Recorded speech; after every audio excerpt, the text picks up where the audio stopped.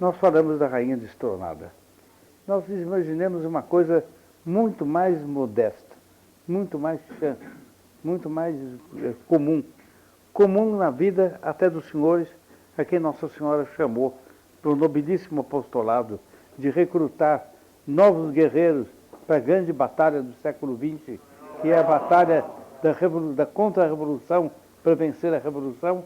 Os senhores imaginem que a um dos senhores acontecesse isto. E, entretanto, ela se lembra do momento em que ela ouviu o filho dela, que estava suspenso à cruz, e que estava nos últimos estertores da sua vida, ou nos primeiros estertores de sua morte, numa situação tremenda, de quem está com os braços abertos, cravados, uma mão em cada cruz, em cada braço da cruz, com os pés cravados também ao chão, e ela seja rainha dos homens.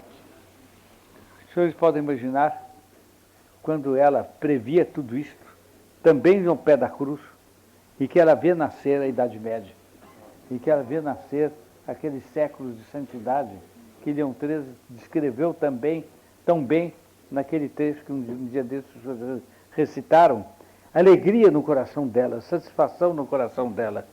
E assim acabou sendo que o reino de Cristo se instaurou na terra, o reinado de Maria se instaurou na terra.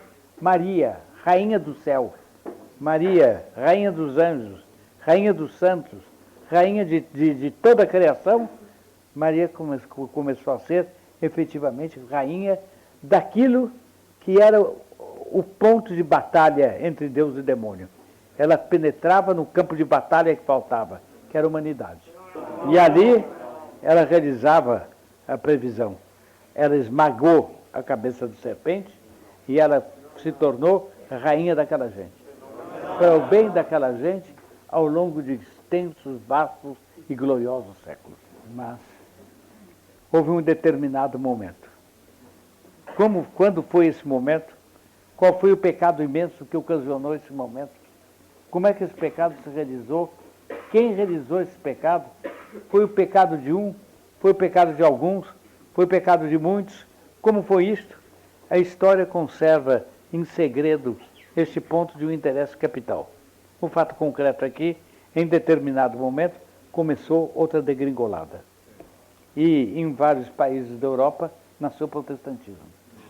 Nossa Senhora foi negada, as seitas protestantes recusaram culto a ela, começaram a perseguir as imagens dela, a quebrar, apostataram da Igreja Católica, negaram o Papa. Em algumas seitas protestantes se negou a hierarquia eclesiástica inteira e veio daí o protestantismo. Passaram-se alguns séculos e a humanidade arranca das mãos de Nossa Senhora mais um pedaço do seu cetro. Vem a Revolução Francesa, com tudo que os senhores sabem. Depois passam-se alguns séculos e vem outro horror, os senhores sabem, vem a Revolução Comunista Russa. Não contente com fazer aos homens tanto bem, Nossa Senhora, para deter a humanidade na rampa do pecado, produz duas maravilhas, Lourdes e Fátima.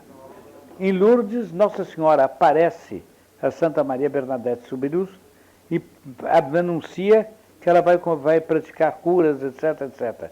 E manda arranhar um chão, dizer, ali tem água, mande canalizar essa água, e aí vão se realizar curas, etc. Perto da gruta onde ela apareceu. Realmente, Santa Bernadette Soubirous, muitas pessoas que assistiram a aparição contam isso, arranhou aquele chão com suas próprias mãos e calorosamente. Ela era camponesa, tinha as mãos. Curas começam a se realizar, fazem-se os processos de investigação da autenticidade dessas curas os mais severos possíveis. E esses exames, de tal maneira, comprovam as curas, que sobre o assunto os ímpios resolveram não falar. Era natural que essas curas trouxessem como consequência que muitos homens se convertessem e que o gênero humano mudasse e que a revolução estancasse. Ela veio à Terra para acabar a revolução. Os homens não pensaram nisso, não quiseram pensar, não quiseram ver. A revolução continuou. 1917, covardia Portugal. ela prevê o comunismo, ela faz os milagres do sol, ela anuncia tudo quanto ia se passar, denuncia as modas imorais e abjetas e os costumes péssimos e tudo que ia se passar, se os homens não se convertessem, aparece essa situação, quer dizer, cada vez mais os costumes ficam imorais, cada vez mais os homens merecem o castigo, e em determinado momento, todo mundo diz, está tudo tão perdido que um castigo virá. Nesse momento, a gente olha para o mundo e a gente vê a desolação reinar sobre a terra e sobre a igreja. Os senhores notem bem, hein? Se todas as estrelas do céu se tivessem apagado, a ira divina não estaria tão representada como tendo acontecido a igreja o que aconteceu. Porque todas as estrelas do céu e todas as maravilhas da terra e do mar e do fundo do mar, tudo isso junto não vale uma alma. Quanto mais a Igreja Católica Apostólica Romana, a imortal Igreja Santa Católica Apostólica Romana, se autodemolindo a si mesmo e repleta com a fumaça de Satanás. São palavras do Papa Paulo VI a respeito do estado da Igreja, no tempo dele, palavras oficiais. Bem, entretanto, Nossa Senhora amou mais uma vez alguns gratuitamente. E enquanto em torno da igreja e dentro da igreja as deserções se multiplicavam, enquanto por fora e por toda parte tudo era abominação e desolação, Nossa Senhora, porque quis, convocou uma grei, um grupo, uma falange, uma legião particularmente amada, gratuitamente amada, de filhos escravos dela, que se especializassem na luta contra o adversário previsto nas aparições dela. E que pelas bênçãos dela crescessem tanto que eles fossem a maior organização católica anticomunista da Terra. Quem são estes? Eles enchem essa sala. Na hora em que nós conversamos, nós estamos falando, eles estão se multiplicando pela face da Terra. Eles estão ficando mais numerosos na Índia, estão ficando mais numerosos nas Filipinas, na Austrália, mas também no Canadá, mas também nas florestas virgens da América, mas também nas vastidões da América do Norte, por toda parte, nações velhas da Europa, gloriosamente velhas, que começam a se mover de dentro de seus escombros para proclamar a Beatíssima Virgem Maria. Por toda parte essa falange começa a crescer. Eu agora pergunto, por que é que Nossa Senhora chorou em Nova Alvear? Por que é que Nossa Senhora sofreu tanto em Fátima? Ela apareceu chorando em La Salette. Como é que Nossa Senhora manifesta dessa maneira seu pranto? Por quê? Qual é a razão disso? No céu, ela não é eternamente feliz? Inteiramente feliz? Pode haver choro no céu, quando o céu é o lugar da felicidade? Evidentemente, o choro no céu não é que ela esteja atualmente chorando. Lembra o choro que ela teve, o pranto que ela teve na terra, por aquilo que havia de acontecer. O pranto profético pelos acontecimentos que ia haver. Mas assim como por toda parte, ela chamou gente e associou a ela para que viesse, para que lutasse por ela, foi Santa Bernadette de Soubirous, foram almas fiéis que em Lourdes começaram a praticar a religião, começaram, enfim, a ter uma revivescência de religião que se estendeu por toda a terra. Em Fátima também, movimentos de piedade colossais, etc, etc. Assim também nos dias de hoje, quando tudo chegou ao inimaginável, ela suscitou no pranto dela, quer dizer, lembrando o pranto que ela teve por nós ao pé da cruz, ela nos chamou a nós. E ela nos diz, meus filhos, vede. Vede o mundo em que situação está, em que desolação ele está posto. Não se conheceu na história de situação igual, nem desolação igual a esta. E por causa disso também está preparado um castigo como igual a este não virá. Mas, meus filhos, de vós eu não quero apenas a fácil tarefa de serdes meu esquadrão de honra no momento que eu vencer. Participar da vitória é glorioso, mas é fácil. Eu quero de vós algo muito mais alto. Eu não quero que vós sejais o piquete de cavalaria, reluzente, bem fardado, magnificamente montado, que acompanha a rainha até a catedral onde ela vai ser coroada. Não. Eu quero que antes disso vós sejais os soldados que batalharam no campo, que tiveram méritos, que tiveram glória. Eu não quero um piquete de figuras de representação. Eu não quero um piquete de pelutricas. Eu quero um piquete de heróis. E herói é aquele que, colocado diante do sacrifício, diz sim. E de um sacrifício gravíssimo, que lhe custa tudo quanto pode custar. Ele diz sim, eu aceito. E na hora que o sacrifício começa a baixar sobre ele, ele toma o sacrifício como o meu divino filho tomou a cruz. Osculou-a afetuosamente, colocou sobre os ombros e começou a andar. Chegou até o alto do Calvário e se deixou matar. De vós eu quero a caminhada do começo do sacrifício até o extremo do sacrifício. Eu quero o sacrifício total. Meus filhos, vós quereis? Essa é a pergunta. Tanta graça especial, tanto horizonte maravilhoso, tanta doutrina magnífica, tantos momentos de consolação. Mas chegou a hora do combate, chegou a hora de ser sério, chegou a hora de intestar contra aqueles que intestam, chegou a hora de proclamá-la, mas proclamá-la com desassombro, com galhardia, com ufania. Não se trata de sussurrar o nosso credo, mas trata-se de cantá-lo, mas cantá-lo com voz de anjo, não de qualquer anjo. Cornélio Lápide fala de uma categoria de anjos que alguns designam como anjos perreiros, quando baixarem à terra, bem especialmente para castigar. Nossas almas estão cheias do desejo de cantar o cântico dos hinos dos anjos ferreiros. Quando os senhores me traziam até aqui, cantavam alguma coisa que eu vou cantar todos os sábados e que fala em justiça e caridade. E acentuam a palavra justiça.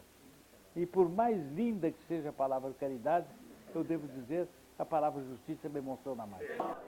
Eu sinto meu coração pulsar, especialmente quando se pronuncia a palavra justiça. Afinal, a hora da justiça chegou. Mas, para chegar à hora de justiça e dar os golpes certeiros que os decretos adoráveis da justiça mandam e que executam na terra, a maneira dos anjos ferreiros, é preciso que a gente antes aprenda a sofrer. E então se compreende que a bagarra às vezes demora. E que a gente se pergunte, mas quando, meu Deus? E que Nossa Senhora chore também. Diga, mas este não compreendeu quanto meu filho carregou a cruz? Ele está achando que demorou muito. Esta lasquinha de cruz que eu pus sobre os ombros dele, que é uma lasquinha em comparação com a cruz que meu divino filho carregou, ele está achando que está tardando. Ele não deveria dizer o contrário. Minha mãe, se for preciso, mandai mais dores, alongai mais o caminho, contanto que vós vençais inteiramente. No mundo contemporâneo, minha mãe, vós estáis destronadas. Os homens não vos dão atenção, nem falam de vós, nem se preocupam convosco. Para o mundo de hoje, vós não sois nada. Vós estáis a ponto de ser desacorrentada e levada embora. Quer dizer, os últimos restos de civilização cristã estão a ponto de se extinguir. A vossa igreja, santa, católica, apostólica e romana, fundada por vosso filho, essa igreja está a ponto de ser reduzida a tão pouco que a alma angustiada se perguntaria, será que ela ainda existe? E só encontra sossego pensando que, como vosso filho não pode mentir, ela existe. Pelo contrário, não teria sossego, eu diria, ela ainda existirá no meio dos homens.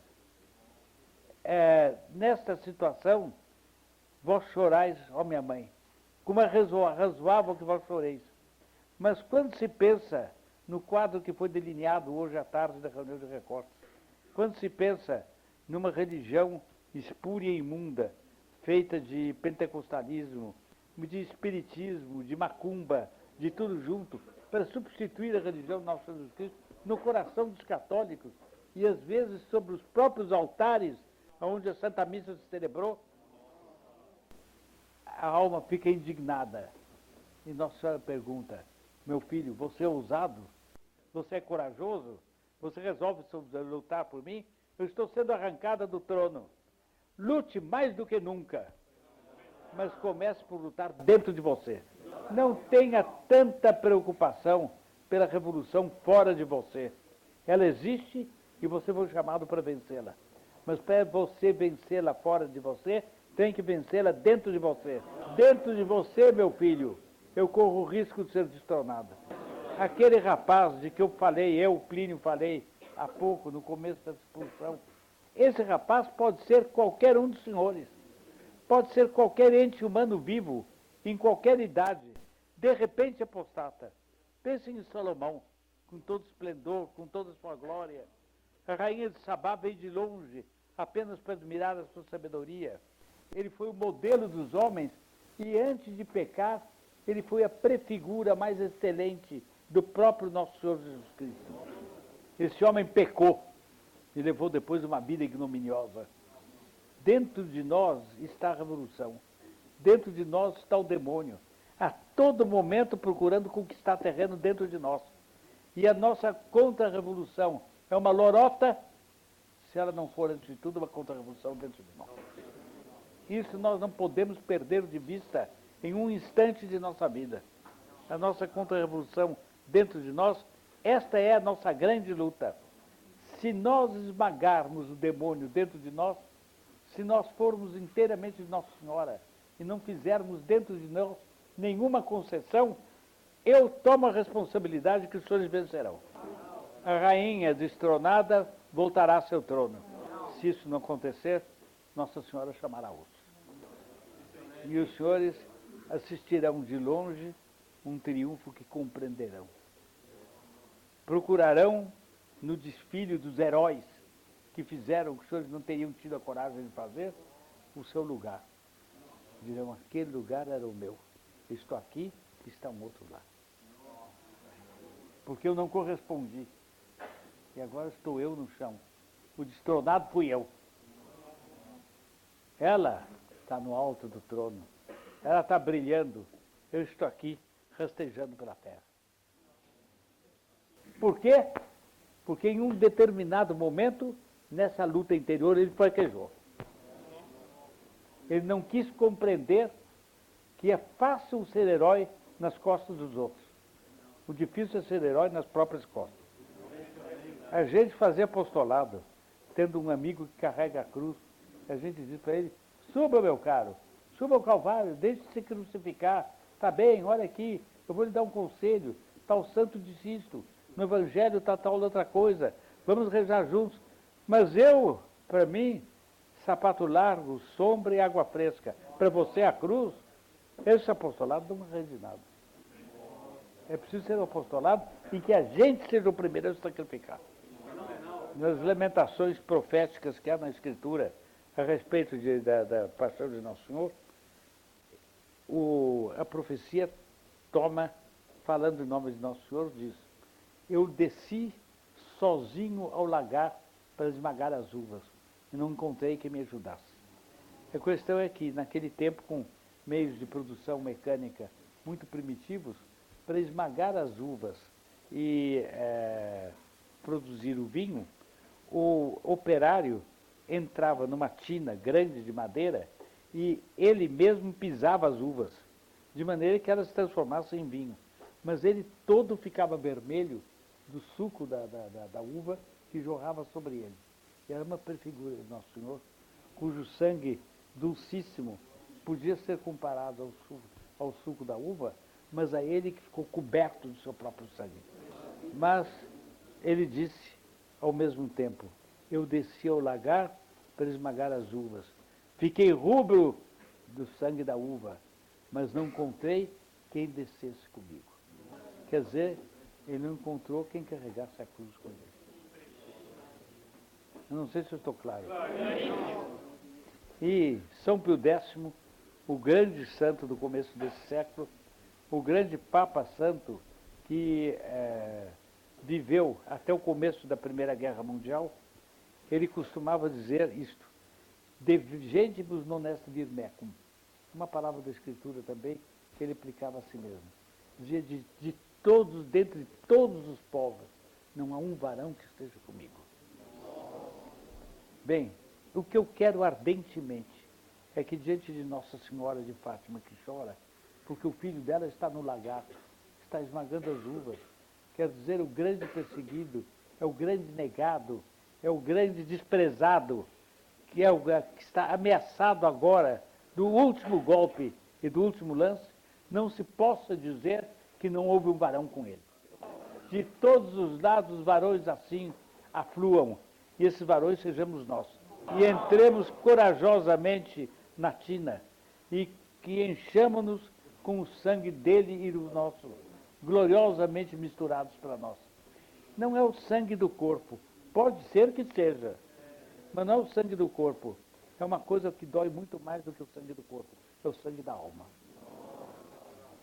Sofrer com a alma, sofrer mil coisas com a alma, isto é que, sobretudo, é ser crucificado. A tal ponto que os moralistas, os teólogos, são unânimes em dizer: Nosso Senhor, durante a sua paixão, sofreu dores atrozes no seu corpo sagrado, mas as dores que ele sofreu na sua alma santíssima são incomparavelmente maiores. Eu queria que nós tivéssemos almas dolorosas, almas doloridas, capazes assim de evitar que a rainha seja arrancada do seu trono pelas mãos ímpias que estão aí. Almas que sofressem tudo, sofressem o desprezo, sofressem o escárnio, sofressem a incompreensão, sofressem até uma forma duríssima de tentação, que pode existir, que é de não sermos compreendidos pelos próprios irmãos no caminho da nossa vocação. Mas nem de longe nos passar pela cabeça de afastar os nossos pés dos caminhos benditos da vocação. Ali eu fico, ali eu sofro, eu vou até onde tiver que ir, mas assim eu tenho que fazer. De maneira que, ao menos, olhando para aquele que devemos ser aos milhares, Nossa Senhora possa dizer: de todas as gentes, houve varões que estavam comigo. Esses varões foram, pelo menos, os meus filhos da TTP.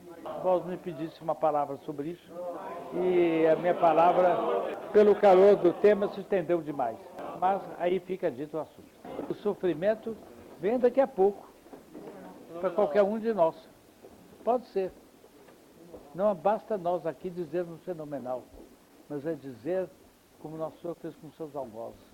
Ele estendeu as mãos, deixou-se amarrar, quando foi a hora deixou-se crucificar, ele fez tudo, mas ele redimiu o gênero humano. Nós ganharemos a batalha por ele e para ele, por ela e para ela. Nós sofreremos tudo, mas se Deus quiser, venceremos tudo. Meus caros, vamos rezar. Regina, Mata de Misericórdia, vida.